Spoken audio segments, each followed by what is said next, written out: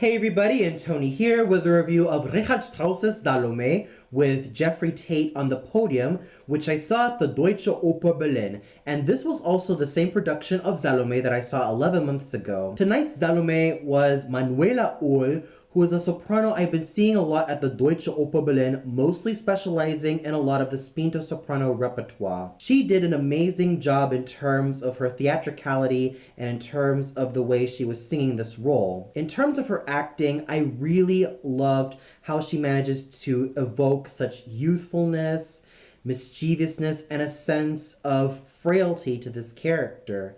She was a very intelligent singer, and she managed to find a lot of interesting colors, interesting facets to really make Salome come alive, which I absolutely enjoyed as I was completely invested in her performance, and I was completely enjoying the ride which she got herself into with this character, and she was an absolutely intelligent actress all throughout. In terms of her singing, she was excellent at the high notes. She had really piercing and clear high notes, even though some of her high notes did sound a little bit on the sharp side. However, I am not really a huge fan of her lower notes, as they sounded quite hollow and not really that wonderfully supported. But despite those minor flaws, she still managed to do a very fine job in this role, and it's not an easy role to do, as you would need a lot of great ranges from the high to the low, and to just transition between those ranges is not an easy job. She did a good job all throughout, even though her low notes came off as quite hollow, but her high notes were just quite excellent.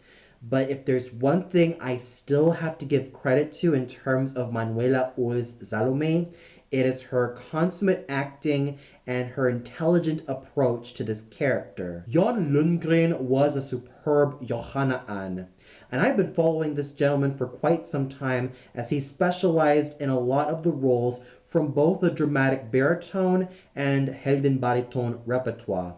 He's quite famous in roles like Wotan and Telramund and a lot of the Wagnerian roles in general, and he was at his absolute finest. I heard him on the radio as Wotan, but I've never heard him live, and since this was my major chance, it was something I did not regret one single bit. His voice was round, rich, and quite cavernous, but at the same time very expressive throughout all the registers. He was able to bring such great nobility and masculinity to Johanna Ann, and he was able to do a very fine job with portraying this character with virility, nobility, and a great sense of musicianship and a great attention to the text, that he was able to make his performance as Johanna Ann come alive with flying colors. Burkhard Ulrich was a superb Herodes. He was a great actor in terms of this role, and he was able to give Herodes a great amount of nobility and didn't make him over the top. But if you know me, I prefer to have meatier voices singing roles like Herodes. Voices like Bernd Aldenhoff, Julius Patzak, Joachim Sattler, or even the likes of Hans Hopf or Hans Beira, and even Rainer Goldberg, for example. And while I like Burkhard Ulrich's approach to Herodes, his voice isn't really my most ideal voice for Herodes, but he still manages to do a very good job, and he's a very fine musician all throughout. He sang his notes with pure abandon, and he was able to act this part with such great dimension, and he really knew what to do with his character, as he's been performing this role for quite some time. Jean-Michel Charbonnet stole the show as Herodias. She did a very wonderful job in terms of how she was able to act this character out. She was able to make this character rollickingly fun to watch in her own special way. She was able to make this character delightfully spiteful, but at the same time have hints of humanity within her. but more than anything, her vocal resources were absolutely abundant. She's been specializing in the dramatic soprano repertoire for quite some time, and she has had great success with roles like Brunhilde and Isolde. But singing roles like this can take a toll on one's voice, and with roles like Herodias, she manages to continue showing off her great hochdramatische Sopran voice, and she manages to continue to show her great acting experience to all of us, making Herodias come alive as a character, and she was just an absolute riot in this role.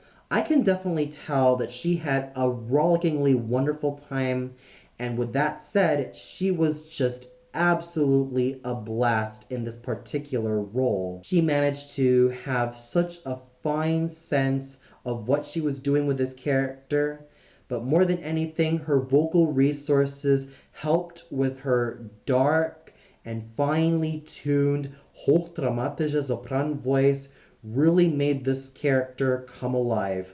Thomas Blondelle was a fine narrabot. With his signature lyric tenor voice, he was able to make this character come alive, helped with a very handsome stage presence.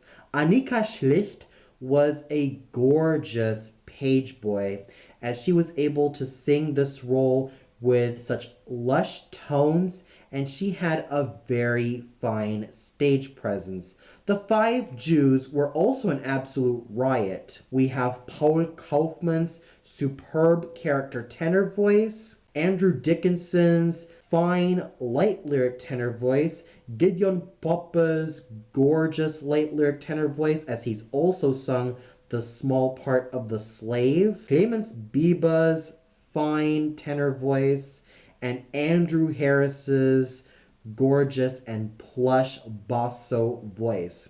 These gentlemen were fine on stage, as they managed to have great chemistry and their voices blended exceptionally. The two soldiers were also wonderful. Tobias Keira's basso profondo voice and Alexia Botnarschutz's basso cantante voice were an absolute fine blend, and they were able to play off each other wonderfully. I could definitely see a bright future for these two, most likely in roles like with Keira as the Inquisitor and Botnarschutz as Philip, or even having Keira as Walter and Botnarschutz as Worm from Luisa Miller. Who knows, maybe these wonderful bassos will do roles like this in the near future. The Nazarenes were also fine, and they were sung by Dong-Hwan Lee and Thomas Lehmann. Their voices blended superbly, and he even sang the smaller role of the Cappadocian. So overall, the singing was absolutely superb from all across the border, whether it be from the main singers or the secondary characters or even the smallest parts. Everyone contributed wonderfully, but if there are a few singers that I have to give my hat off to, I would really have to give my hat off to Manuela Uhl's superbly acted Salome, Jean-Michel Charbonnet's superb Herodias, and of course, Jon Lundgren's wonderful Johanna Ann. And the conducting done by Jeffrey Tate was superb. Yes, there were some moments where sometimes the tempi came off as a little bit too fast or a little bit too slow, and there were definitely some moments of unevenness, but despite that, the positives more than outweigh the negatives through Jeffrey Tate's superb musical hand, as he was able to bring everyone along, from the singers to the orchestra to the chorus. He did a very fine job in bringing everyone along. So overall, this was definitely a fine evening of Salome. Everyone did wonderfully in the cast, and in terms of how the orchestra was conducted, Jeffrey Tate led the Deutsche Oper Berlin Orchestra with such fine precision and a keenness which brings everyone along. Well, that's all for now. For those of you who've watched this production, was there any singer who stood out to you? Did you like all the singers? Did you feel like there was a singer who stuck out like a sore thumb? Comment below and let me know. And tune in tomorrow for my review of Blood Freak. I know I've been delaying this review for quite some time, but well, life happens, and I definitely hope to get this review out tomorrow. So until then, good night, everybody.